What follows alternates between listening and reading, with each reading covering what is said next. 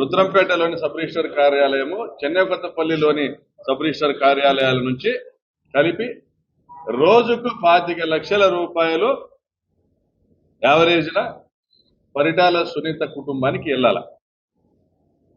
Registration ఎవరైనా కొనుగోలు కానీ అమ్మకాలు కానీ అంటే ట్రాన్సాక్షన్ ఏం జరిగినా కూడా డబ్బు వీళ్ళకి కట్టాల.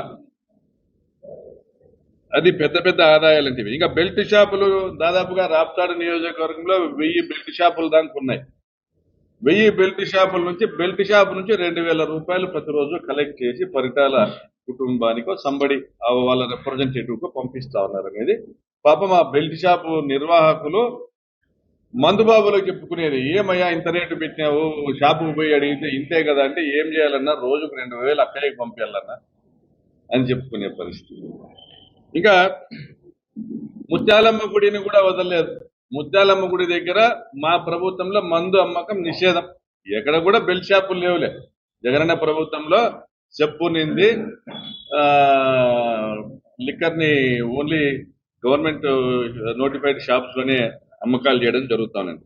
ముత్యాలమ్మ గుడి దగ్గర బెల్ట్ షాపు పరిటాల వెంకటాపురానికి, పరిటాల వాళ్ళ ఇంటికి రోజుకు 1,00,000 రూపాయలు పోవాలి. అక్కడి నుంచి వాళ్ళ ఏం రేట్ అన్న అమ్ముకోవచ్చు, కర్ణాటక లిక్కర్ తెచ్చి అమ్ముకోవచ్చు, గోవా లిక్కర్ తెచ్చి అమ్ముకోవచ్చు.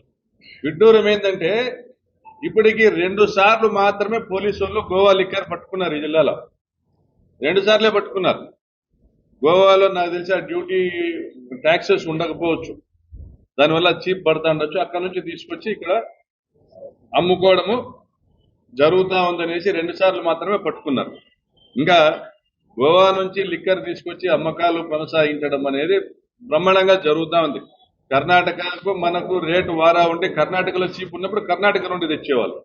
కర్ణాటకలో ధర పెరిగింది, మనం ఇక్కడ ధరలు పెంచినాము, కర్ణాటక వాళ్ళు ధర పెంచినారన్నప్పుడు గోవా నుంచి తెచ్చుకోవడం. ఇంకా బ్రాందీ షాపులు ఎవరు వేసినా కూడా, మీ పార్టీ వాళ్ళు వేసుకున్న బ్రాందీ షాపులు కూడా మీరే స్వాధీనం చేసుకొని అమ్ముకుంటారు. దాంట్లో ఎక్కడ మీకు సరిలేరు, మీకెవ్వరు పరిటాల వారి దోపిడీకి మీ పార్టీ వాళ్ళనైనా వసూలు చేస్తారు. కాంట్రాక్టర్లు ధర్మవరంలో కమ్మలతను రైల్వే కాంట్రాక్టర్ ₹1 కోటి డిమాండ్ చేసినారు. సిగ్నలింగ్ కాంట్రాక్టర్ చిన్న కొడుకు, మళ్ళీ ఏదో మధ్యలో వాళ్ళు వీళ్ళు సర్దుబాటు చేసి 60 లక్షలు ఇప్పించినారు. ఆయన ఏదో పని ముగించుకొని వెళ్ళిపోయినారు కాంట్రాక్టర్. ఎవరు కూడా నేను మీ కులమే, మీ క్యాస్ట్ అంటే అవన్నీ తర్వాత మేము ఓట్లకు డబ్బులు పంచలేదా, లెక్క కట్టండి.